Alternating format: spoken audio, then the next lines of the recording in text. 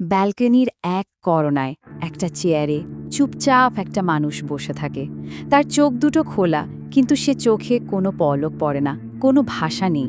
বাইরে থেকে দেখলে মনে হবে একটা জীবন্ত শরীর, কিন্তু ভেতরে প্রাণীর কোনো স্পন্দন কি সত্যিই আছে? এই মানুষটার নাম আদিত্য। একসময় যে ছিল একজন হাসিখুশি আইটি ম্যানেজার, আজ সে এক জীবন্ত মূর্তি। আর এর পেছনের কারণটা হলো একটা অভিশপ্ত রাত, যা তার জীবনকে চিরদিনের জন্য থামিয়ে দিয়েছে। ভাবা যায়, সামান্য একটা শখ, রাতের বেলা বাইক নিয়ে একটু বেরিয়ে পড়া, কিভাবে সেটাই তার জীবনটা কেড়ে নিল। চলুন আজ আমরা ফিরে যাই সেই ভয়ঙ্কর রাতের গভীরে আর জানার চেষ্টা করি আদিত্যের সাথে ঠিক কী হয়েছিল। আদিত্যের একটাই প্যাশন ছিল, সপ্তাহের শেষে শহরের কোলাহল থেকে দূরে ফাঁকা রাস্তায় বাইক চালানো।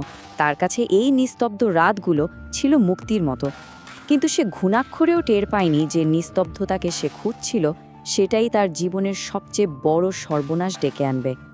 সেদিন রাতেও আদিত্য বেরিয়ে পড়েছিল তার চেনা রুটিনে। রাত তখন প্রায় 11:30। একটা নির্জন হাইওয়ের পাশে বাইকটা দাঁড় করিয়ে সে মিষ্টির বাক্স থেকে একটা মিষ্টি মুখে দিল। কিন্তু বাইকটা আবার স্টার্ট করতেই তার মনে হলো বাইকটা যেন হঠাৎ অস্বাভাবিক ভারী লাগছে। মনে হচ্ছে ঠিক যেন তার পেছনে কেউ বসে আছে। চমকে পেছনে তাকিয়ে দেখল কেউ নেই। রাস্তাটা একদম ফাঁকা। গা ছমছম করে উঠল তার। এর কিছুক্ষণ পরেই রাস্তার ধারে একটা আবছা ছায়ামূর্তি সে দেখতে পেল। কিন্তু বাইকটা কাছাকাছি যেতেই মূর্তিটা চোখের পলকে উধাও হয়ে গেল। রাত তখন প্রায় 1টা। হঠাৎ করেই তার সারা শরীর অবশ হয়ে আসতে লাগল। এই ক্লান্তিটা স্বাভাবিক ছিল না। সে বুঝতে পারছিল আর এক মুহূর্ত বাইক চালানো সম্ভব নয়।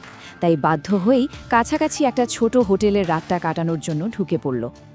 হোটেলের ঘরে ঢুকে বিছানায় শরীরটা এলিয়ে দিতেই তার মনে হলো যেন সে বেঁচে গেল।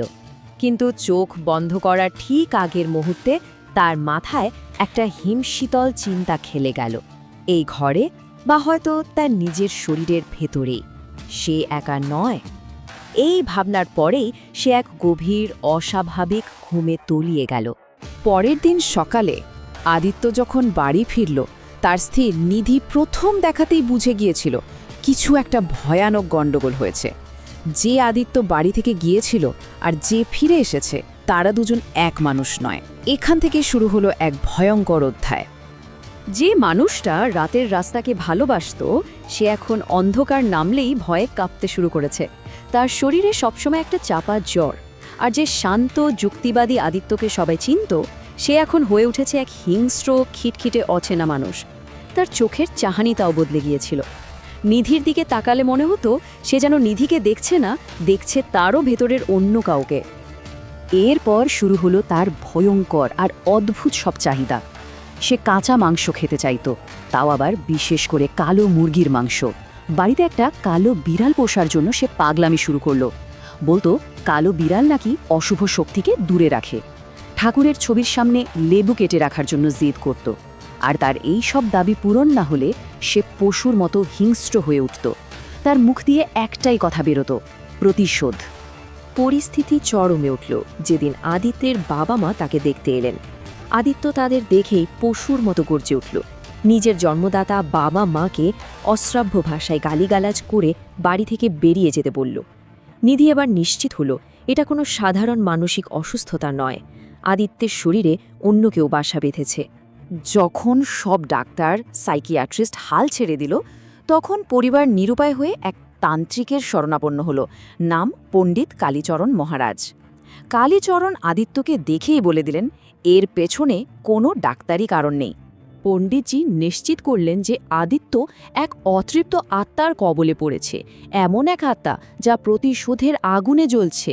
তিনি আদিত্যের চোখের দিকে তাকিয়ে সরাসরি প্রশ্ন করলেন, কে তুমি, কিসের প্রতিশোধ চাও? আদিত্যের মুখ থেকে তখন এক বিকট অমানুষিক হাসি বেরিয়ে এলো। এরপর পণ্ডিতজি যা জানতে পারলেন তা আরও ভয়ঙ্কর। আদিত্যের শরীরে যে আত্মাটি রয়েছে তার নাম অরুণ। বহু বছর আগে ওই নির্জন রাস্তাতেই একটা গাড়ি অরুণকে ধাক্কা মেরে পালিয়ে যায়। সপ্তাহখানেক ধরে তার লাশ সেখানেই পড়ে পচেছিল। তার হত্যাকারী কোনোদিন ধরা পড়েনি। সেই অতৃপ্ত আত্মাই এখন প্রতিশোধ নেওয়ার জন্য মরিয়া হয়ে উঠেছে। পণ্ডিতজি বললেন, এই আত্মাকে মুক্ত করতে হলে আমাদের ফিরতে হবে সেই অভিশপ্ত জায়গাতেই। যেখানে অরুলের মৃত্যু হয়েছিল আর যেখানে সে আদিত্যের শরীরে প্রথম প্রবেশ করেছিল। শুরু হলো এক ভয়াল রাতের প্রস্তুতি, এক আত্মার সাথে লড়াইয়ের প্রস্তুতি। সেই নির্জন রাস্তায় মাঝরাতে এক যজ্ঞের আয়োজন করা হলো। শক্তিশালী মন্ত্রোচ্চারণের সাথে হোমকুণ্ডের আগুন দাউ দাউ করে জ্বলে উঠল, আর সেই আগুনের সামনে কাঁচা মাংস দিয়ে মানুষের শরীরের মতো একটা পুতুল বানানো হলো। পরিকল্পনাটা ছিল খুব সাধারণ কিন্তু ভয়ঙ্কর। অরুণের আত্মাকে প্রলুব্ধ করা হবে ওই পুতুলের ওপর আক্রমণ করার জন্য, আর ঠিক সেই মুহূর্তে তাকে বন্দি করে আদিত্যের শরীর থেকে মুক্ত করা হবে। যজ্ঞ শুরু হতেই আদিত্যের শরীরটা প্রবলভাবে কাঁপতে শুরু করল। তার মুখ দিয়ে অরুণের আত্মা বিকট স্বরে চিৎকার করে উঠল। সে বলতে লাগল যে তাকে ধাক্কা মেরেছিল সে হলো ওই মাংসের পুতুল। বলেই সে পুতুলের উপর ঝাঁপিয়ে পড়ে তার গলা টিপে ধরল আর বলতে থাকল, আমার বদলা পুরা হলেই আমি একে সঙ্গে নিয়ে যাব। আত্মাটা যখন পুতুলকে আক্রমণে মগ্ন, পণ্ডিতজি ঠিক সেই সুযোগে পবিত্র ভস্ম ছুঁড়ে মারলেন এবং জ্বলন্ত মশাল দিয়ে আত্মাকে আটকে ফেললেন। এক তীব্র আকাশ কাঁপানো চিৎকারের সাথে আত্মাটি আদিত্যের শরীর ছেড়ে বেরিয়ে গেল। কিন্তু এই মুক্তির জন্য এক ভয়ঙ্কর মূল্য জোগাতে হলো। আত্মাটা বেরিয়ে যাওয়ার মুহূর্তে আদিত্যের জ্ঞানহীন শরীরটা সোজোরে মাটিতে লুটিয়ে পড়ল, আর তার মাথাটা গিয়ে ধাক্কা খেল একটা পাথরে। ওই এক আঘাতে সব শেষ হয়ে গেল। আদিত্যের শরীরটা তো বেঁচে গেল, কিন্তু তার মন আর কোনোদিন ফিরে এলো না। সেই ভয়ঙ্কর রাতের পর থেকে আজ পর্যন্ত আদিত্যের মুখ থেকে কেউ একটাও অর্থপূর্ণ শব্দ শোনেনি, একটাও না। আজ আদিত্য তার বাড়ির ব্যালকনিতে চুপচাপ বসে থাকে, শূন্য দৃষ্টিতে তাকিয়ে থাকে সামনের দিকে। তার শরীরটা আছে, কিন্তু ভেতরের মানুষটা চিরদিনের জন্য হারিয়ে গেছে। সে এখন আগুনকে মারাত্মক ভয় পায়। তার স্ত্রী নিধি এক জীবন্ত লাশের সেবা করে চলেছে। আদিত্য বেঁচে আছে, কিন্তু সে আর জীবন যাপন করে না। আত্মা তো মুক্তি পেল, কিন্তু আসল প্রশ্নটা হলো যে শরীরে মনটাই আর নেই, সেই শরীরকে বাঁচিয়ে রাখার কি কোনো মানে আছে? আদিত্যকে কি সত্যি বাঁচানো গেল, নাকি তাকে এক অনন্তকালের জন্য জীবন্ত কবরে ঠেলে দেওয়া হলো?